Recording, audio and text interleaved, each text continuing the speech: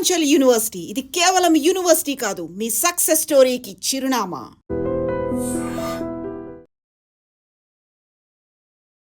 నమస్తే, welcome to I dream talking point with కవిత.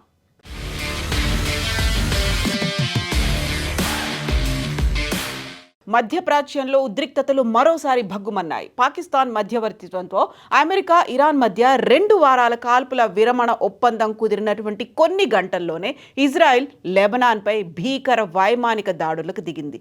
ఈ దాడుల్లో 500 మందికి పైగా మరణిస్తే 1100 మందికి పైగా గాయపడ్డారు. ఈ తీవ్రత ఇంకా పెరిగే అవకాశం ఉంది అని వార్తలు వస్తున్నాయి. ఈ పరిణామంతో కాల్పుల విరమణ ఒప్పందం భవిష్యత్తుపై నీలి నీడలు కమ్ముకున్నాయి. మధ్యప్రాచ్యంలో శాంతి స్థాపన కోసం అమెరికా చొరవతో కుదిరిన 2 వారాల కాల్పుల విరమణ ఒప్పందం ప్రమాదంలో పడింది. లెబనాన్పై ఇజ్రాయెల్ దాడులు కొనసాగించడమే దీనికి కారణమైంది. ఇజ్రాయెల్ చర్యలను తీవ్రంగా పరిగణించినటువంటి ఇరాన్ ఒప్పందం నుంచి వైదొలుగుతామని హెచ్చరించింది. అంతేకాదు, ప్రపంచ చమురు రవాణాకు జీవనాడి అయినటువంటి హర్ముజ్ జలసంధిని మరోసారి దిగ్బంధిస్తున్నట్లుగా ప్రకటించి సంచలనం సృష్టించింది. ఈ పరిణామంతో వెస్ట్ ఆసియాలో మళ్లీ యుద్ధ మేఘాలు కమ్ముకున్నాయి. అమెరికా అధ్యక్షుడు డొనాల్డ్ ట్రంప్, ఇరాన్ విదేశాంగ మంత్రి అబ్బాస్ అరాగ్జీ కాల్పుల విరమణను ప్రకటించారు. హర్ముజ్ జలసంధి ద్వారా నౌకల రాకపోకలకు అనుమతించేందుకు ఇరాన్ అంగీకరించింది. అయితే ఈ ఒప్పందం ప్రకటించిన వెంటనే ఇజ్రాయెల్ లెబనాన్లో ఉన్నటువంటి బీరూట్, బెకాలోయ సహా హిజ్బుల్ స్థావరాలే లక్ష్యంగా విరుచుకుపడింది. అమెరికాతో కుదిరిన ఒప్పందం తమకు, హిజ్బుల్లాకు మధ్య జరుగుతున్న పోరాటానికి వర్తించదంటూ ఇజ్రాయెల్ ప్రధాని బెంజమిన్ నెతన్యాహు స్పష్టం చేశారు.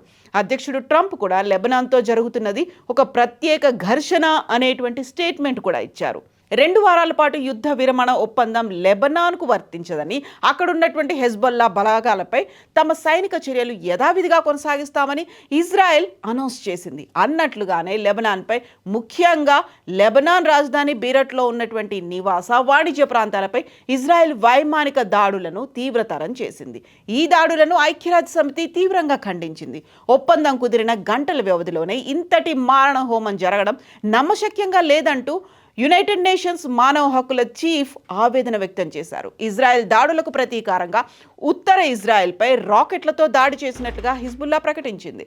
ఇజ్రాయెల్ అమెరికా దురాక్రమణ ఆగే వరకు తమ ప్రతి దాడులు కొనసాగుతాయి అంటూ హిజ్బుల్లా అనౌన్స్ చేసింది. American vice president JD Vance సంచలన వ్యాఖ్యలు చేశారు. ఇది చాలా బలహీనమైనటువంటి ఒప్పందం అంటూ శాంతి విరమణ ఒప్పందానికి సంబంధించి ఆయన స్టేట్మెంట్ ఇచ్చారు. టెహ్రాన్లో ఉన్నటువంటి అంతర్గత విభేదాల కారణంగా ఇది ఏ క్షణంలోనైనా విఫలం కావచ్చు అంటూ జేడీ వ్యాన్స్ ఆందోళన వ్యక్తం చేశారు. ఒకవేళ ఇరాన్ ఒప్పందాన్ని ఉల్లంఘిస్తే పరిణామాలు తీవ్రంగా ఉంటాయి అనేటువంటి హెచ్చరిక జేడీ వ్యాన్స్ దగ్గర నుంచి వచ్చింది. బుడాపెస్ట్లో జరిగినటువంటి ఒక కార్యక్రమంలో జేడీ వ్యాన్స్ ఈ తీవ్రమైన కీలక వ్యాఖ్యలు చేశారు. అమెరికా అధ్యక్షుడు డొనాల్డ్ ట్రంప్ తమను నిజాయితీగా చర్చలు జరపమని ఆదేశించారని, అయితే తమ సహనానికి కూడా ఒక హద్దు ఉంటుంది అంటూ జేడీ వ్యాన్స్ స్పష్టం చేశారు. వారు నిజాయితీగా చర్చలు జరిపితే మేము ఖచ్చితంగా ఒక విస్తృత ఒప్పందాన్ని కుదుర్చుకోగలుగుతాం. కానీ ఇరాన్ అబద్ధాలు చెప్పినా, మోసం చేసినా దాని పర్యవసానాలు తీవ్రంగా ఉంటాయి అంటూ వ్యాన్స్ హెచ్చరించారు. ఈ పరిణామాల నేపథ్యంలో ఏప్రిల్ 10వ తేదీన ఇస్లామాబాద్లో జరగాల్సినటువంటి ఇస్లామాబాద్ టాక్స్ అత్యంత కీలకంగా మారాయి. కాల్పుల విరమణ వార్తతో $95 దిగువగా పడిపోయినటువంటి బ్రెంట్ క్రూడ్ ఆయిల్ ధర లెబనాన్ దాడులతో మళ్ళీ $97లకు పెరిగింది. అనుమతి లేకుండా జలసంధిలోకి ప్రవేశించే ఏ నౌకనైనా ధ్వంసం చేస్తామని రేడియో ద్వారా తీవ్ర హెచ్చరికలు జారీ చేసినట్లుగా నివేదికలు చెబుతున్నాయి.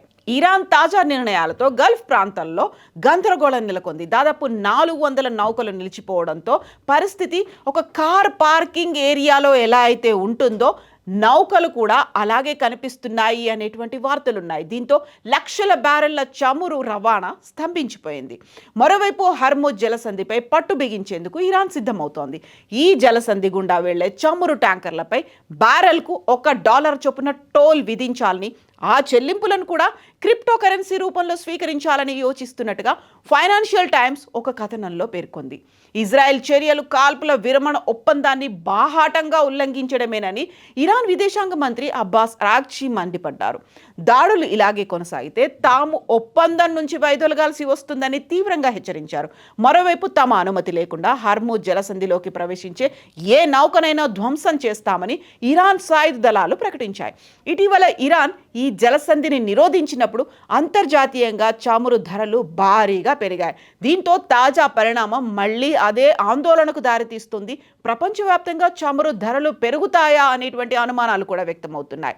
అమెరికా ఇరాన్ మధ్య జరుగుతున్నటువంటి కాల్పుల విరమణ చర్చల్లో పాకిస్తాన్ పోషిస్తున్నటువంటి మధ్యవర్తి పాత్రపై ఇజ్రాయెల్ అనుమానాల్ని వ్యక్తం చేస్తోంది.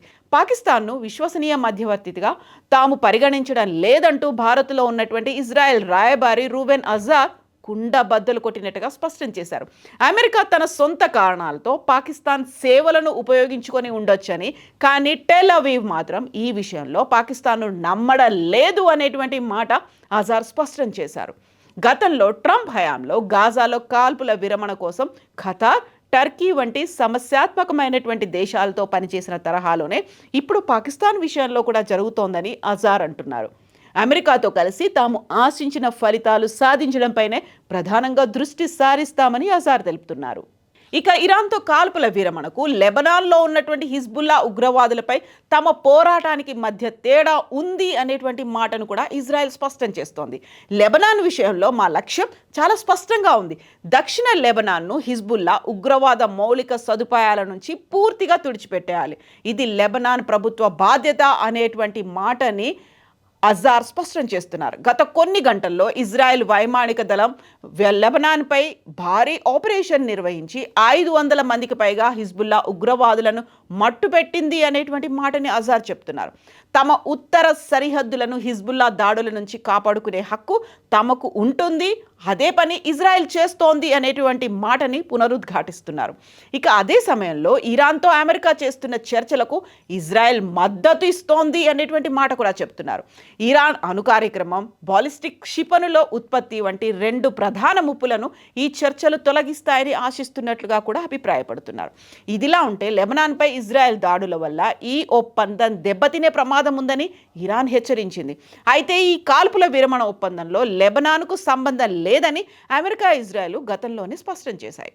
వాస్తవానికి పాకిస్తాన్లో శాశ్వత శాంతి చర్చలు జరపాలని ప్రణాళికలు సిద్ధమవుతున్నాయి. అయితే హర్మూజ్ జలసంధిపై పూర్తి సైనిక ఆధిపత్యం తమకే ఉండాలని, దాని ద్వారా ప్రయాణించే నౌకల నుంచి రుసుము వసూలు చేసే హక్కు కల్పించాలని ఇరాన్ సరికొత్త డిమాండ్లను తెరపైకి తెచ్చింది. కానీ అమెరికా, ఇజ్రాయెల్ మాత్రం ప్రస్తుత కాల్పుల విరమణ ఒప్పందం లెబనాన్కు వర్తించదని స్పష్టం చేస్తున్నాయి.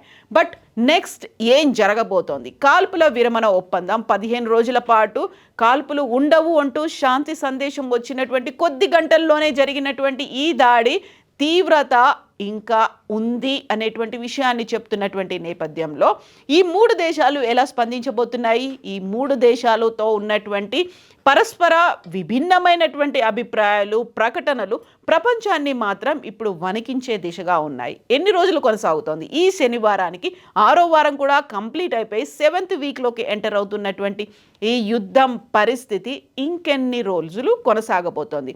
ఎవరైనా న్యూట్రల్ దేశాలు మధ్యవర్తిత్వం వహిస్తాయా?